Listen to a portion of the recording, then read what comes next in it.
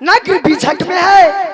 मैं बेटी कहाती हूँ विजय सिंह को, बहन दुलारी ईर सिंह और वीर सिंह को। क्या कहते दिन धाई राजा भाग्य दीदी हमारा भी झगड़ा। कहते दिन कुमारी हो बाबू हो रहबै पिया झाड़।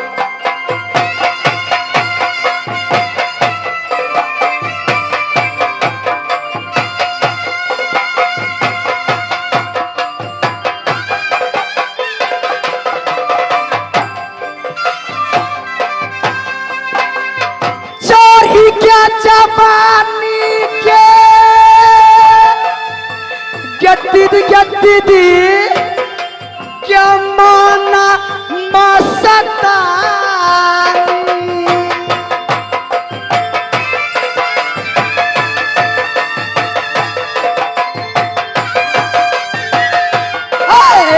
दीदी जरा सुने की चंद्रकला बयान कहते दिन कुमारी क्या दीदी रही की लगा।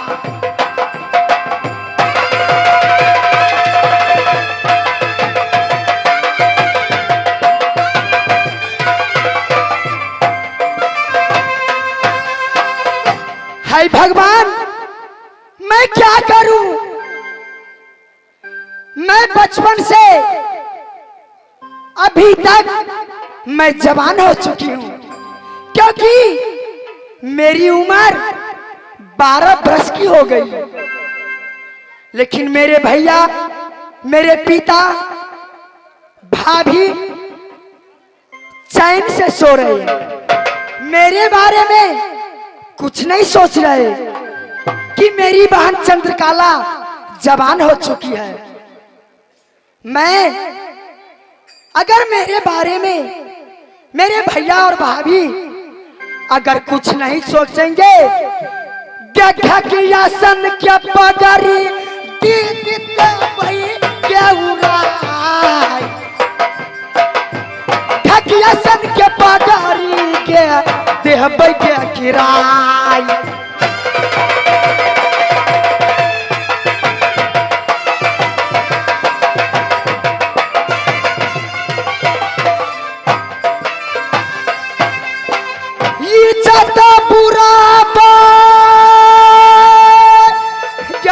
दीदी क्या नगरा पीछा कमे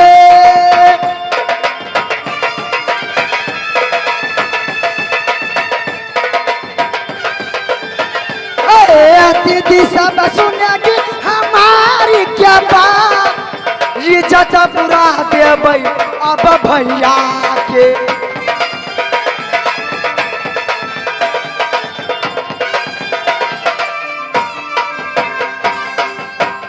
जब मैं छोटी थी तो मेरे पिता गोद में लेकर लोरी सुनाती थी। मुझे बचपन से मुझे उंगली पकड़कर चलना सिखाया। साथ सहेली में एक मैं राजकुमारी चंद्रकला, जो मैं अकेले अंदर से ही जवानी बीत रही है। सैयदीना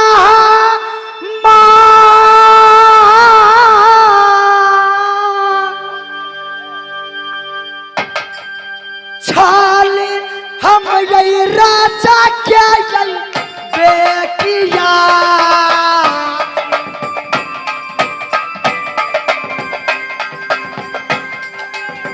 कहते दिन अब कुमारी रहबै न हो बाबू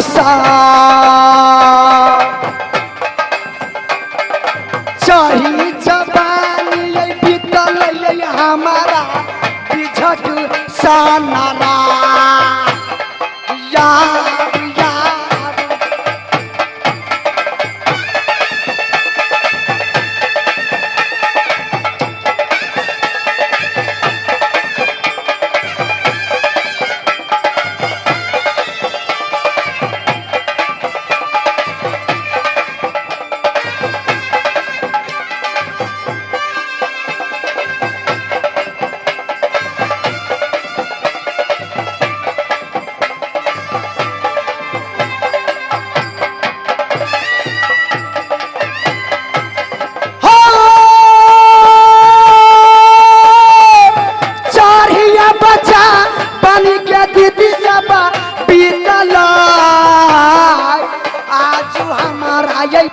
दुर्गा में या जुए ना हो बाबू साहब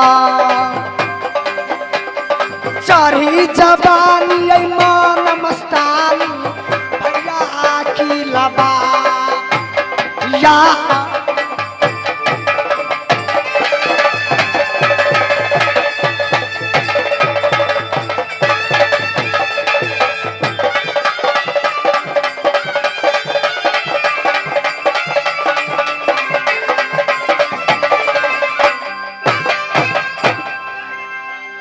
मैं इस समय एक बात मुझे याद आ गई। मैं बचपन से लेकर आज तक मैं दुर्गा माँ को पूजा करती हूँ। मैं अपनी दुर्गा माँ को बुलाकर मैं अपनी दिल की बात कहूंगी। क्या कहा जा क्या बैठा ले सातो बहिनी के दुर्गा माँ जल्दी से या जोगे चंद्रकला के महा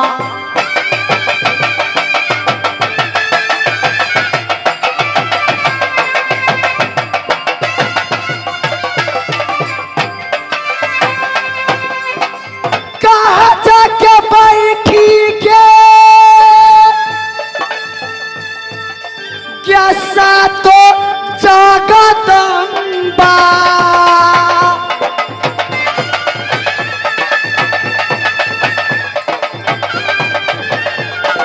मैया सुनेगी हमारी क्या बात जल्दी से आ जोगे चंद्रकला के महान में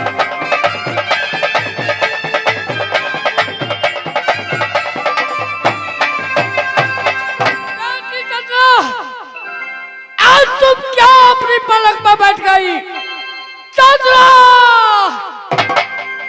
लो तुम्हारी महल में शोक आई है निंदना या क्या कोई ऐसी है हम लाली से पलक पल्ला अच्छा मिनिया किया बहा अमर बेटी के निंदरा के त्यागो ये लाली से पल्ला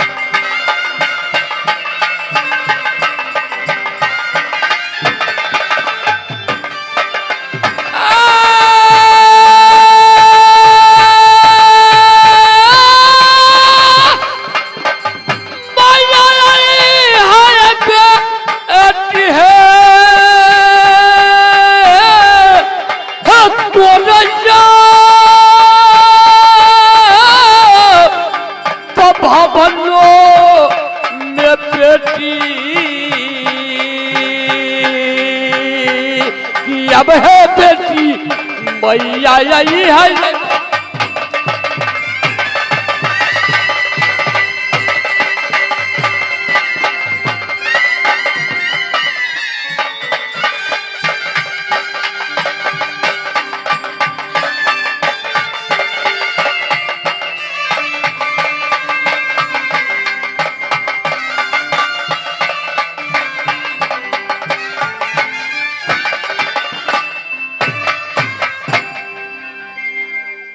मैं आज क्या देखी जब मैं अपनी पलंग पे महल में सो रही थी मेरी दुर्गा माँ सपन में आई थी।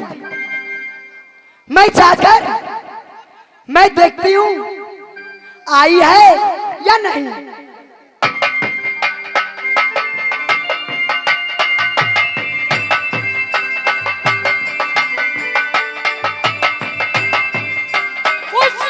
बेटी उम्मत तो के लाख बरस से नींद बहे गंगा की वैसे उम्र बढ़े तुहार बेटी। माँ क्या कहना हमार कुशलिया के बेटी माया दुर्गा। मैं जरूर कहूंगी माँ।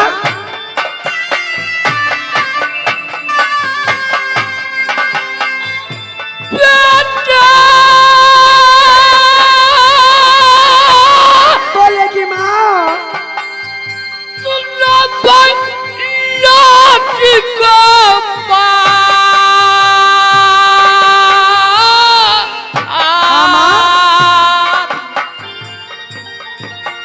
क्या कहा कर सुना वो क्या जाते माया।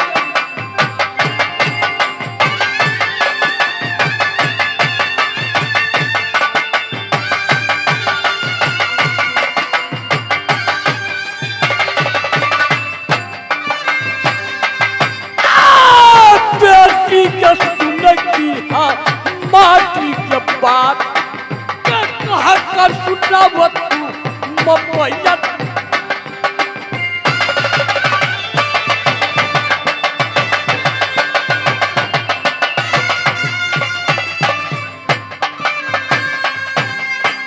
माँ मैं वैसे नहीं कहूंगी माँ। तो कैसे कहोगी? माँ जब तक तू सत्य नहीं बनाएगी तब तक मैं अपनी दिल की बात तुम्हें नहीं बताऊंगी माँ। अरे पागली, जब माँ दुर्गा याद सब प्रगट है तो वचन की नहीं जरूर। नहीं माँ, जब तक तुम वचन नहीं बनाएगी तब तक मैं कोई कहानी नहीं कहूँगी। सुन लो सुनाओ। जब तू वचन की भूखी हो तो मैं वचन देती हूँ। हाँ माँ जल्दी बनाओ। बेटी के ये कसत बनाती बे के दो सत बनाती कैसा है सतमई या दुर्गा देती तो ओरा तोरी न कहलिया बे कि मैया दुर्गा के करेगी। क्या नहीं माँ? क्या यसी कुल नरक में मेरी होगी क्या बेटी बात के मांगो ये मगन मांगे मांगे। धन है माँ, धन है मेरी माँ।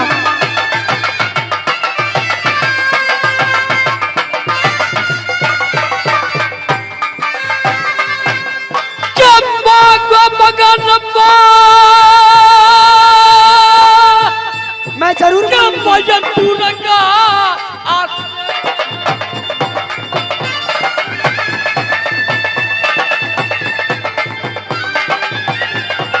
बेटी सुन लो हमारी बात कह कर सुना वो क्या माँ दुर्गा।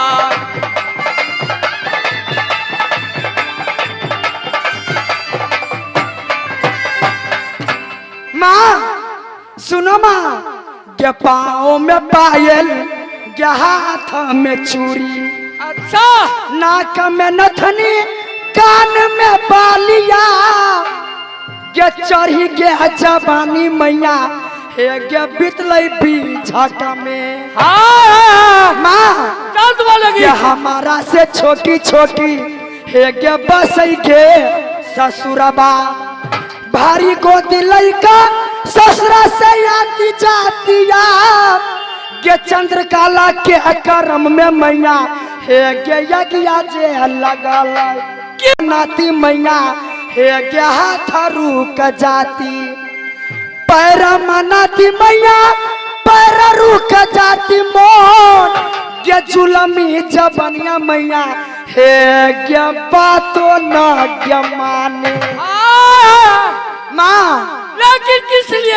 ये कचुक की संतुरबा बिना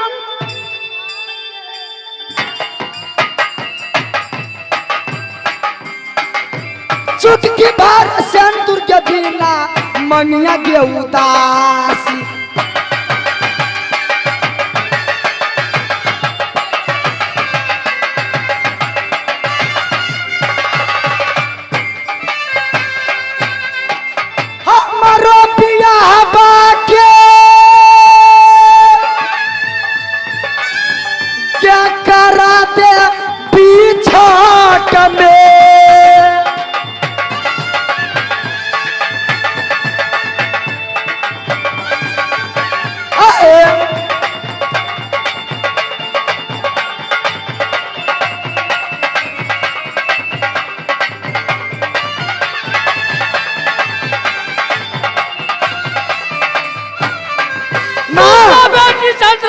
क्या है माँ? तुम जो कहती हो कि मुझे माँ शादी करा दो, तुम यहाँ कहोगी कि लाए काबल में मांगो, कौन सी बार मांग सकती हो? माँ तू नहीं जानती है क्या? तू सब जानती है। माँ सुनो माँ, हम जिस दिन जलमुआ ले लिया मैया के नगर भी झक में, अच्छा पढ़न के मंगिया बनारस रात के बैठा गमैती मैया हे गे राजा गे मोहबा। माँ के पिया बा के नमुआ मैया कोना गली या पिया बा के नमुआ गे कोना या बली।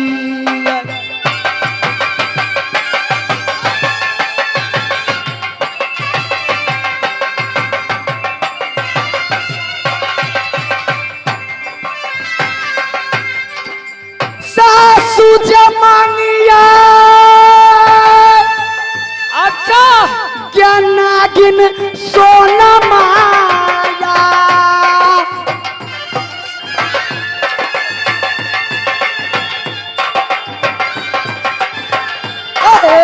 मैया सुना के हमारी क्या बात, हमारो दिया बाका राधे बिझाता में।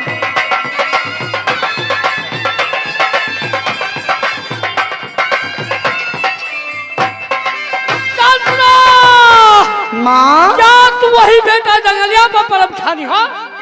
बिल्कुल समझी माँ तू,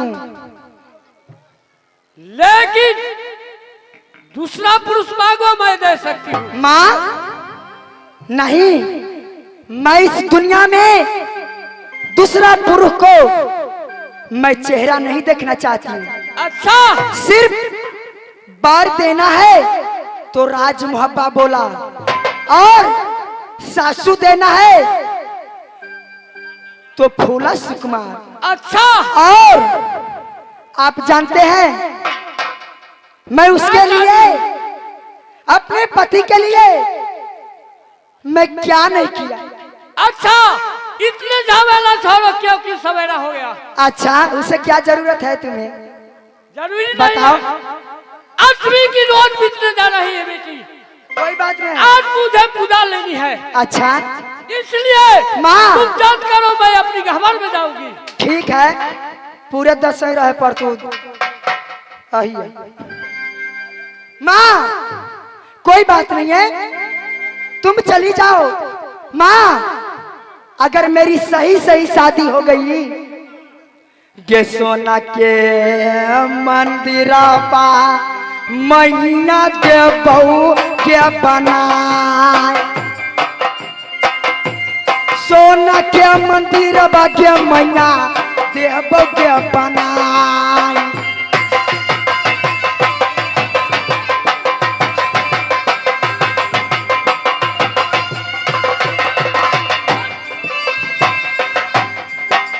सोना के मंदिर बागे क्या देव क्या बनाई,